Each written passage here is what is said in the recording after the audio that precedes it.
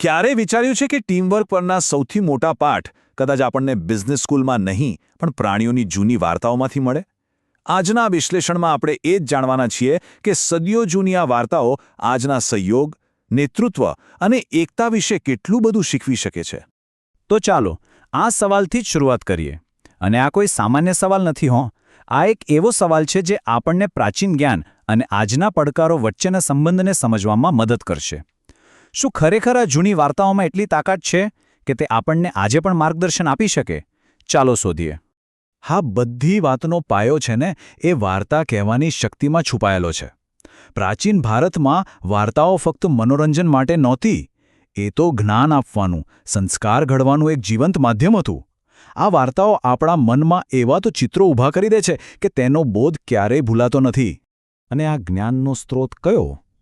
તો એ છે પંચતંત્ર અને હિતોપદેશ જેવા આપણા પ્રાચીન ગ્રંથો. અને હા, આ કોઈ બાળકોની વાર્તાઓ નથી હો. આ ગ્રંથો તો ખાસ રાજકુમારોને રાજનીતિ અને જીવન જીવવાની કળા શીખવવા માટે લખાયા હતા, જેમાં પ્રાણીઓના પાત્રો દ્વારા બહુ જ ઊંડા વિચારોને એકદમ સરળ રીતે રજૂ કરવામાં આવ્યા છે.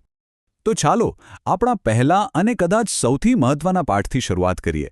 સંપ ત્યાં જંપ, એટલે કે એકતાની શક્તિ. આ એ સિદ્ધાંત છે જે કહે છે કે એક જૂથ થયેલું જૂથ તેના એકલા સભ્યો કરતાં અનેક ગણું વધારે શક્તિશાળી હોય છે. જરા કલ્પના કરો. હિતોપદેશની એક બહુ જાણીતી વાર્તા છે. આકાશમાં કબૂતરોનું એક ટોળું ઉડી રહ્યું છે. અચાનક એમની નજર જમીન પર વેરાયેલા દાણા પર પડે છે. લલચાઈને બધા નીચે ઉતરે છે, પણ અફસોસ, એ તો શિકારીએ પાથરેલી એક જાળ હતી અને પળવારમાં બધા જ એમાં ફસાઈ ગયા. શરૂઆતમાં તો ગભરાટ ફેલાઈ જાય છે.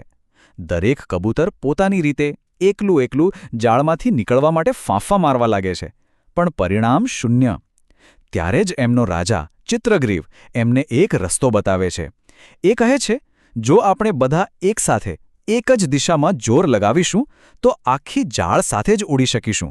અને ખરેખર એવું જ થાય છે. હવે આ સ્લાઇડ પર જે સંસ્કૃત શ્લોક છે ને, એ આખી વાર્તાનો આત્મા છે. એનો અર્થ એ છે કે નાની કે નબળી વસ્તુઓ પણ જો એક થઈ જાય તો મોટામાં મોટું કામ પણ કરી શકે છે. જેમ ઘાસના નાના તણખલા એકલા હોય તો કશો જ નથી, પણ એ જ જ્યારે ભેગા મળીને દોરડું બને ને તો મોટા હાથીને પણ બાંધી શકે છે. અને આ સિદ્ધાંત ખાલી જૂની વાર્તાઓમાં જ નથી હો. આજે પણ પ્રકૃતિમાં આપણને આ જીવંત જોવા મળે છે. વરુના ટોળાને જ જુઓ. એ લોકો માત્ર શિકાર માટે જ નહીં, પણ પોતાના સામાજિક બંધનોને મજબૂત કરવા અને પોતાની એકતા બતાવવા માટે પણ એકસાથે અવાજ કરે છે. ફરક જુઓ.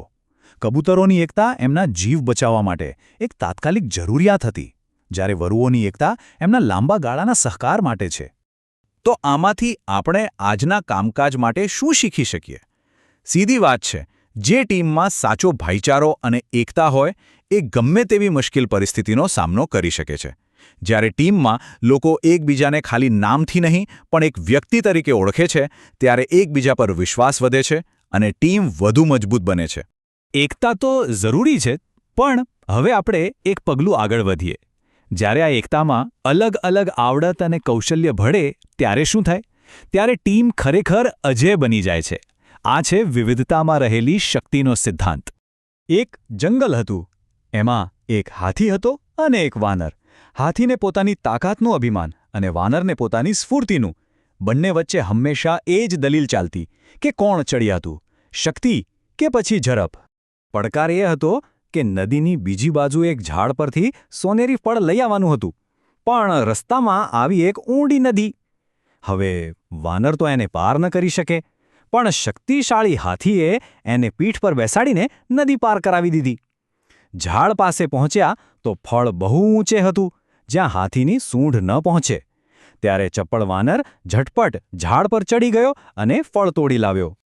અને જ્યારે એ પાછા આવ્યા ત્યારે એમને સમજાયું કે આ જીત કોઈ એકની નહોતી, આ તો સહયોગની જીત હતી. હાથીની તાકાત અને વાનરની ચપળતા બંને જરૂરી હતા.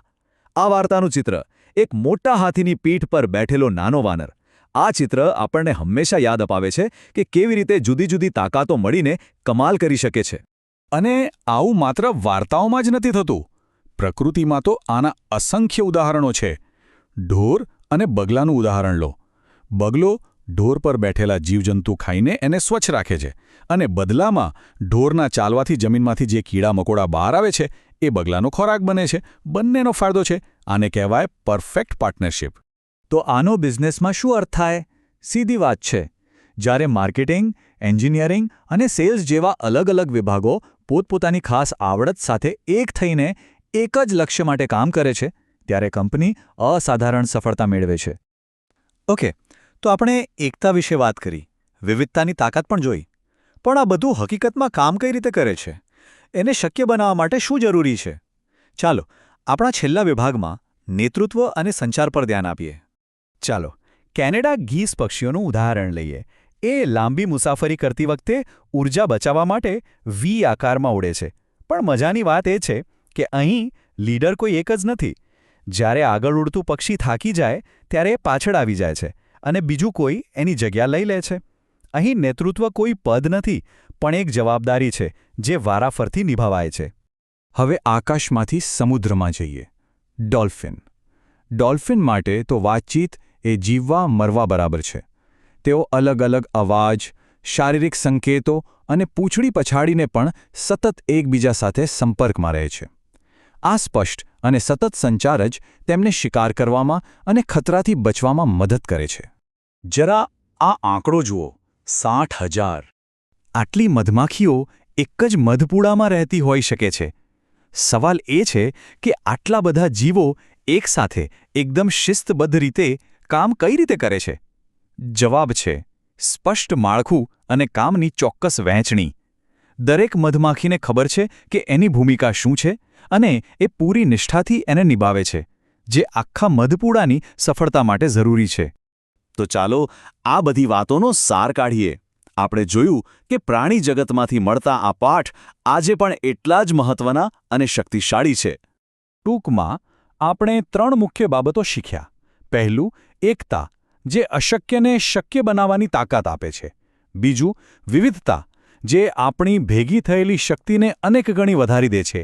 અને ત્રીજું, અમલીકરણ, જે લવચિક નેતૃત્વ, સ્પષ્ટ સંચાર અને એક વ્યવસ્થિત માળખાથી જ શક્ય બને છે. પછી ભલે એ હજારો વર્ષ પહેલાંની પંચતંત્રની વાર્તા હોય કે આજની કોઈ મોટી કંપનીનો પ્રોજેક્ટ, સફળતાના નિયમો એના એ જ રહે છે. ફક્ત પાત્રો બદલાયા છે. કબૂતરો અને હાથીની જગ્યાએ હવે એન્જિનિયરો અને માર્કેટિંગ એક્સપર્ટ્સ છે. પણ સહયોગની વાર્તા તો એ જ છે. તો છેલ્લે એક સવાલ આપણી જાતને પૂછવા જેવો છે. પ્રકૃતિ આપણને ટીમવર્ક માટે આખી બ્લુપ્રિન્ટ આપે છે. સવાલ એ છે કે આપણી ટીમ કઈ વાર્તા લખી રહી છે? શું એ એકતાની છે, સંઘર્ષની છે કે પછી સાથે મળીને મેળવેલી જીતની છે? વિચારજો. આભાર.